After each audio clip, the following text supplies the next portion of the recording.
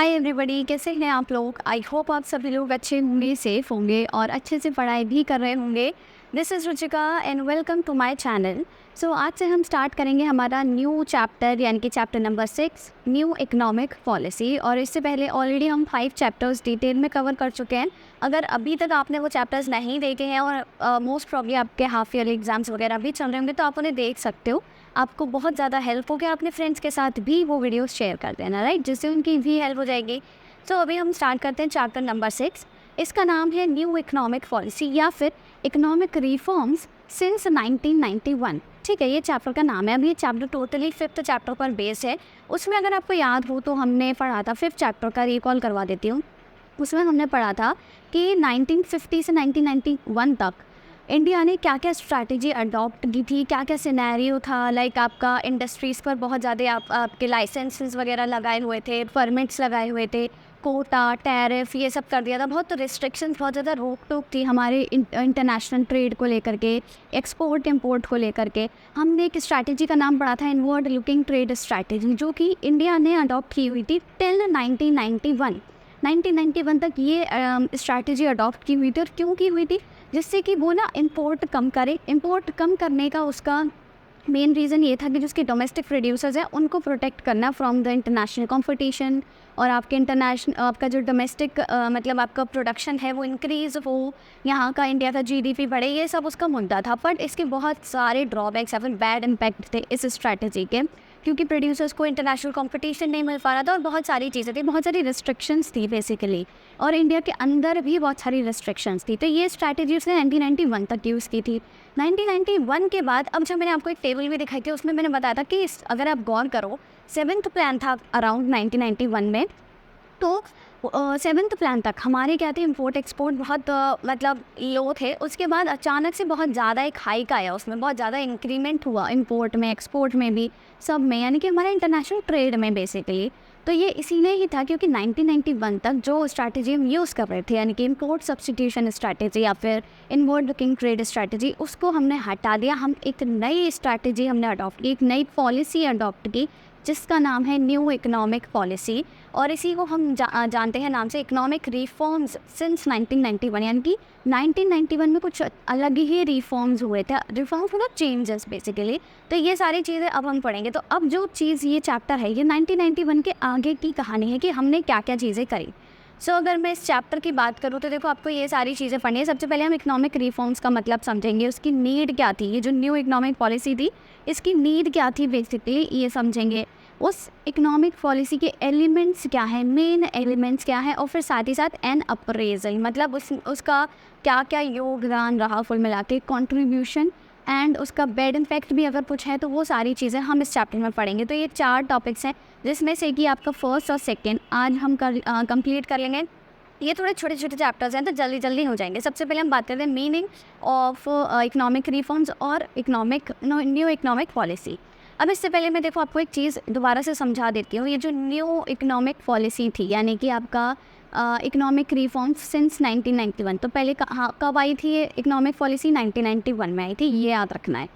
इस पॉलिसी में बेसिकली 3 चीज़ें फॉलो की गई थी। एक है आपका एल, एक है आपका पी और एक है आपका जी। LPG पॉलिसी भी इसको बोलते हैं, इसीलिए एल स्टैंड्स फॉर आपका लिबरलाइजेशन, ठीक है, लिबरलाइजेशन।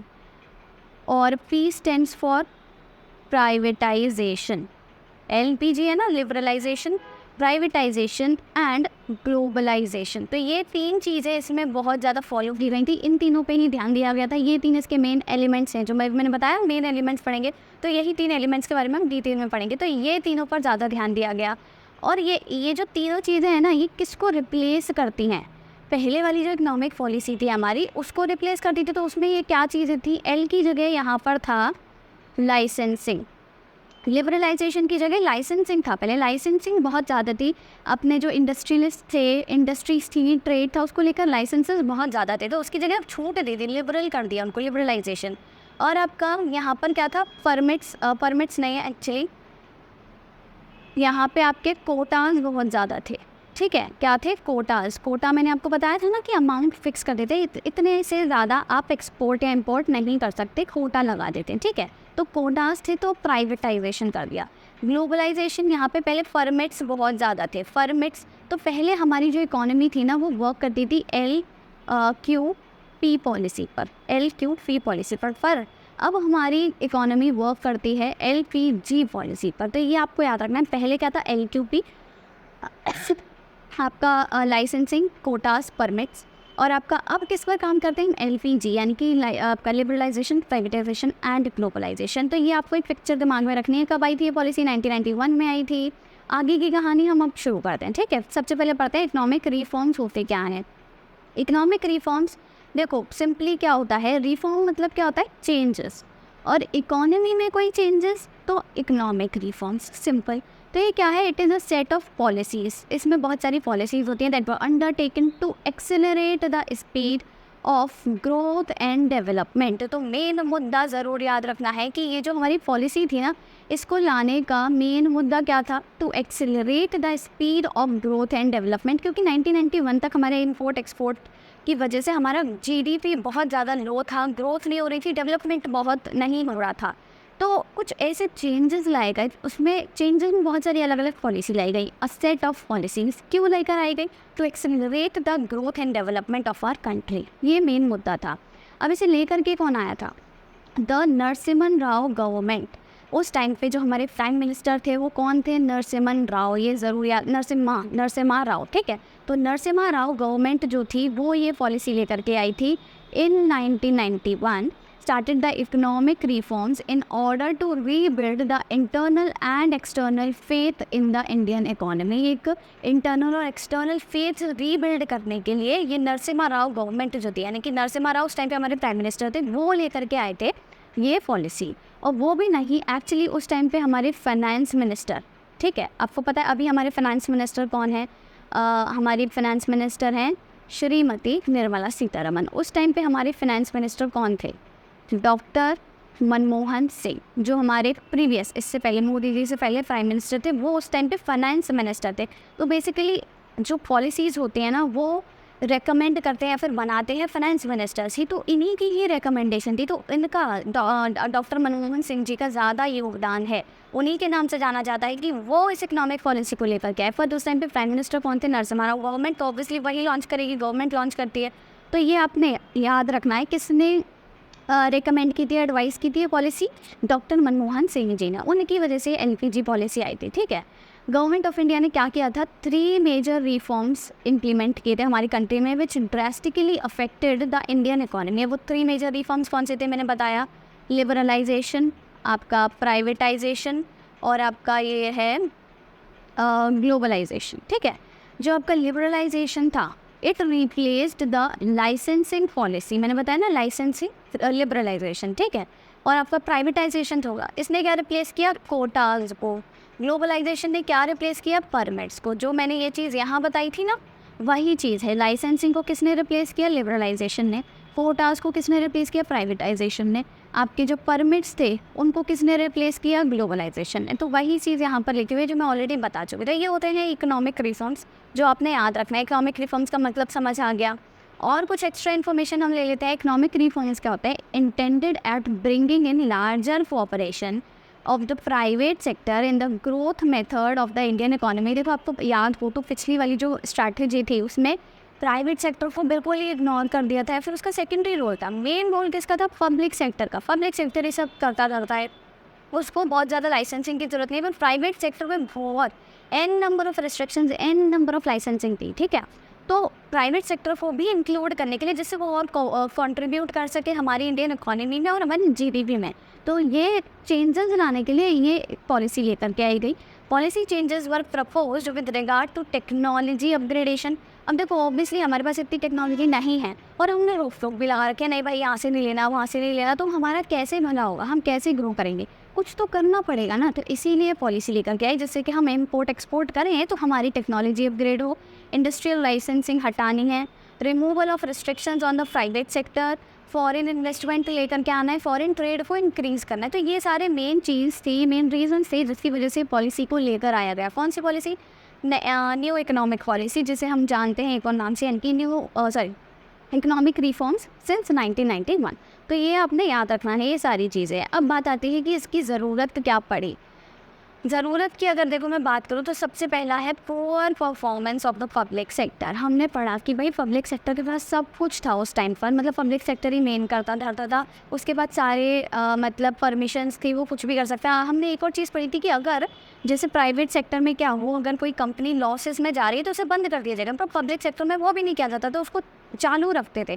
कुल मिला के पब्लिक सेक्टर बहुत लॉस में था, कुछ वो इतना एफिशिएंसी से काम नहीं करता था। आज भी देखो पब्लिक सेक्टर इतना एफिशिएंटली काम नहीं करता जितना प्राइवेट सेक्टर करता है। आप प्राइवेट बैंक्स उठा के देख लो, प्राइवेट स्कूल्स उठा के देख लो, राइट, ये फैक्ट है, हम मानते हैं। तो उस टाइम पे पब्लिक सेक्टर बहुत ही इनएफिशिएंसी से काम कर रहा था, और ये कह लो उसकी वजह से बहुत ज़्यादा मतलब वो बहुत ज़्यादा कंट्रीब्यूट नहीं कर पा रहा था अपनी इनएफिशिएंसी की वजह से। और प्राइवेट सेक्टर पे तो हमने बैन ही कर रखा है, तो हमारी क्या था, पुअर परफॉर्मेंस थी बहुत पब्लिक सेक्टर की, ठीक है। तो public sector was given an important role, ये हमने पढ़ा in the development policies during 1951 से 1990। However, the performance of the majority of public enterprises was disappointing and they were incurring huge losses because of inefficient management. तो ये reason था कि हमको चाहिए था प्राइवेट सेक्टर का भी इंक्लूजन, प्राइवेट सेक्टर का भी कंट्रीब्यूशन चाहिए था, जिसके लिए हमें चेंजेस लाने पड़े। तो ये कुछ रीजंस है। सबसे पहला समझ आ गया, पुअर परफॉर्मेंस थी पब्लिक सेक्टर की, जिस पर हम ज़्यादातर डिपेंड थे 1991 से पहले, 1990 तक मतलब, ठीक है। सेकेंड, आपका huge debts on the government. अब सरकार पे क्या था, बहुत ज़्यादा डेट्स हो गए थे। क्यों? प्राइवेट सेक्टर से कमाई नहीं हो रही, पब्लिक सेक्टर लॉस में चल रहा है, तो भाई सरकार कमाएगी कहाँ से, आप खुद सोचो। अब कमाई नहीं हो रही तो हमारे पास एक दिमाग में आता है ना कि हम लोन ले लेते हैं। तो सरकार ने क्या किया, जो बड़े बड़े इंस्टीट्यूशंस होते हैं, financial institutions like world bank, IMF, यहाँ से लोन ले लिया, तो सरकार के पास बहुत ज़्यादा डेट हो गया। फिस्कल डेफिसिट हमारा बेसिकली बहुत ज़्यादा बढ़ गया था। उस टाइम पे गवर्नमेंट एक्सपेंडिचर जो थे वो ज़्यादा थे देन इट्स रेवेन्यू। जब हमारा रेवेन्यू ज़्यादा कम है और खर्चा ज़्यादा, हमारी कमाई कम हो रही है और एक्सपेंडिचर ज़्यादा है, तो ऑब्वियसली हम लोग लॉस में जाएंगे, हमारे पास कर्ज हो जाएगा ना। तो ये सारी चीज़ें हो गई थी। As a result the government borrowed money from the banks, public and international financial institutions like IMF, World Bank etcetera. तो बहुत ज़्यादा डेट हो गया था, इस कर्ज से मुक्ति चाहिए थी, तो उनको कुछ ना कुछ कमाई का साधन चाहिए था, जिसकी वजह से उन्होंने ये रिफॉर्म्स लेकर के आए। आई होप आपको ये सारे पॉइंट्स इजीली समझ आ रहे होंगे। छोटा सा वीडियो होने वाला है जिसमें हम सिर्फ ये चीज़ें कवर करेंगे, आगे के टॉपिक्स नेक्स्ट वीडियो में करेंगे, ठीक है। अब हमारा थर्ड पॉइंट आता है fall in forex reserves. Forex reserves क्या होते हैं, मतलब हमारे पास जो फॉरेन करेंसी है ना वो कम होती जा रही थी। फॉरेन एक्सचेंज यानी कि foreign currencies which the government generally maintains to import petrol and other important items dropped to the levels that were not sufficient for even a fortnight। तो सिंपली हमारे पास जो फॉरेन रिजर्व था वो हमारा क्यों कम हो गया था, क्योंकि देखो हम एक्सपोर्ट इंपोर्ट करना हमने कम कर दिया। अब मान लो हम कोई चीज़ बेच ही नहीं रहे तो बाहर की करेंसी हमारे पास नहीं आई ना, हम कोई रिश्ते नाते ही नहीं रख रहे हैं, यानी कि हमारे पास रिजर्व कम हो गए। पर अब रिजर्व की ज़रूरत पड़ती है, ऐसा नहीं है कि हमको कुछ नहीं करना तो रिजर्व की ज़रूरत नहीं पड़ेगी, पड़ती है, क्योंकि बहुत सारी चीज़ें जो हमें इंपोर्ट करनी ही करनी है, लाइक पेट्रोल, डीजल, जो हमारी कंट्री में नहीं प्रोड्यूस हो सकता। अब उसको खरीदने के लिए हमें फॉरेन करेंसी की ज़रूरत पड़ेगी। अब जब हमने कुछ करेंसी कमाई ही नहीं है तो हम देने के लिए कहाँ से लेकर गए, नहीं कम पड़ेगी ना ऑब्वियसली। तो ये सारे रीजंस थे, तो उन्हें फॉरेन एक्सचेंज इनका कम होता गया और इतना कम हो गया कि अगर जैसे मतलब मैंने कोई चीज़ खरीदनी है तो मेरे पास उसका बिल पे करने के लिए भी पैसे नहीं, इतना ज़्यादा कम हो गया था। मतलब इसमें यहाँ पे देखो लिख तो रहा है, government was not able to repay its borrowings from abroad. वो जो भी खरीद रहे थे उसको रीपे करने का, उसका बिल चुकाने का उनके पास पैसे ही नहीं है। तो ये भी एक रीज़न था कि फॉरेक्स रिजर्व्स कम हो गए थे। पहला रीज़न हमने क्या पढ़ा था, poor performance of the public sector. दूसरा हमने क्या पढ़ा कि ह्यूज डेट हो गया, फिर ह्यूज फिजिकल डेफिसिट। तीसरा हमने पढ़ा कि फॉरेन एक्सचेंज जो था हमारा, फॉरेक्स रिजर्व जो है वो भी बहुत कम हो गया। चौथा हमारे पास क्या आता है, इन्फ्लेशनरी प्रेशर, यानी कि इन्फ्लेशन बहुत ज़्यादा हो गया था। इन्फ्लेशन का मतलब क्या होता है, इन्फ्लेशन का मतलब होता है कि हमारे पास प्राइस राइज बहुत ज़्यादा है, प्राइस बहुत ज़्यादा है, डिमांड बहुत ज़्यादा है, बेसिकली डिमांड ज़्यादा है, इसकी वजह से प्राइस ज़्यादा है, तो ये होता है इन्फ्लेशन। तो यहाँ पे क्या था, there was a consistent price in the general price level, ठीक है, general price level of the essential goods in the economy. To control inflation a new set of policies was required. तो वही कि मतलब इन्फ्लेशन बहुत ज़्यादा हो गया था, आप कह लो मनी सप्लाई बेसिकली बहुत ज़्यादा। जैसे कि मैंने लोन लिया, ठीक है, सरकार ने लोन लिया, मैंने नहीं, एक्चुअली सरकार ने लोन लिया है, अब उसके पास पैसे आ गए हैं, इकोनॉमी में मनी सप्लाई बढ़ गई, जब इकोनॉमी में मनी सप्लाई बढ़ेगी तो लोग ऑब्वियसली ज़्यादा डिमांड करेंगे, जब लोग ज़्यादा डिमांड करेंगे तो प्राइस बढ़ेगा, और जब प्राइस बढ़ेगा तो इन्फ्लेशन राइज होगा। ये पूरा सर्कल हमने पढ़ा हुआ है, राइट। तो यहाँ पर भी यही हुआ कि ये आपने मैक्रो में पढ़ा होगा ये सारी चीज़ें। तो यहाँ पर भी यही हुआ कि जब लोन लिया तो मनी सप्लाई बढ़ गई, जिससे कि डिमांड बढ़ी और प्राइस बढ़ा, फिर इन्फ्लेशन बढ़ा। तो इससे बहुत सारी प्रॉब्लम्स आने लगी, जो एसेंशियल गुड्स थे उनके भी प्राइस बहुत ज़्यादा हाई हो गए। तो इन्फ्लेशन को कंट्रोल करने के लिए भी ये पॉलिसी की बहुत ज़्यादा ज़रूरत थी। लास्ट हमारे पास आता है एडवर्स BOP। एडवर्स BOP का मतलब क्या है? BOP आपको देखो, मैंने आपको आई गेस लास्ट चैप्टर में पढ़ाया था। BOP स्टैंड्स फॉर, सबसे पहले तो आपका बैलेंस ऑफ पेमेंट्स, ठीक है, बैलेंस ऑफ पेमेंट्स। अब जैसे कि हम क्या करते हैं, मान लो हम इंपोर्ट करते हैं और हमारा इंपोर्ट ज़्यादा है एक्सपोर्ट से, यानी कि हम इंपोर्ट कर रहे हैं तो हमको क्या करना पड़ेगा, पे ज़्यादा करना पड़ेगा, यानी कि, और एक्सपोर्ट कर रहे हैं तो हमको कमाई ज़्यादा होगी, यानी कि एक्सपोर्ट कर रहे हैं तो रेवेन्यू होगा, इंपोर्ट कर रहे हैं तो हमको पेमेंट करना पड़ेगा। अब हमारा क्या है, इंपोर्ट ज़्यादा, यानी कि हमारा पेमेंट ज़्यादा है और हमारी वो कमाई कम हो रही है, रेवेन्यू कम हो रही है, मतलब हमारे पास पैसा तो कम आ रहा है, ज़्यादा रहा है। मतलब 50 रुपये की मैं कमाई कर रही हूँ तो मान लो मैं 100 रुपये का आपको बिल पे कर रही हूँ, यानी कि 40 रुपये का मेरा घाटा हो रहा है कि नहीं। तो हमारा इस टाइम पे BOP कैसा होता है, एडवर्स होता है। इसे हम बोलते हैं एडवर्स BOP, या फिर BOP इन डेफिसिट, BOP डेफिसिट, ठीक है। या फिर अगर आपका एक्सपोर्ट ज़्यादा हो रहा है, इंपोर्ट कम हो रहा है, तो ये आपका फेवरेबल कहलाता है, या फिर आपका सरप्लस कहलाता है। ये कह लो सरप्लस BOP। सरप्लस मतलब एक्स्ट्रा, डेफिसिट मतलब कम। तो यहाँ पे क्या, एक्सपोर्ट ज़्यादा कर रहे हो यानी कि आप कमाई ज़्यादा कर रहे हो, है ना, और इंपोर्ट कम कर रहे हो, इसका मतलब क्या है, आप पेमेंट कम कर रहे हो। पेमेंट यानी कि आप 40 रुपये की कर रहे हो और कमाई आपकी हो रही है 80 रुपये की, तो 40 रुपये का फ़ायदा हुआ। तो यहाँ पे सरप्लस BOP होता है, जो कि इकोनॉमी के लिए अच्छा होता है, पर किसी एक लिमिट तक ही। एडवर्स BOP कैसे भी अच्छा नहीं होता। उस टाइम पे हमारा बैलेंस ऑफ पेमेंट बहुत ही बेकार सिचुएशन में था। Imports grew at a very high rate, बहुत ज़्यादा इम्पोर्ट हम करने लग गए थे, जिससे कि क्या हुआ, एक्सपोर्ट हमारे कम हो गए थे। ऑब्वियसली एक्सपोर्ट जब कम हो रहे हैं, हमारी कमाई कम होगी।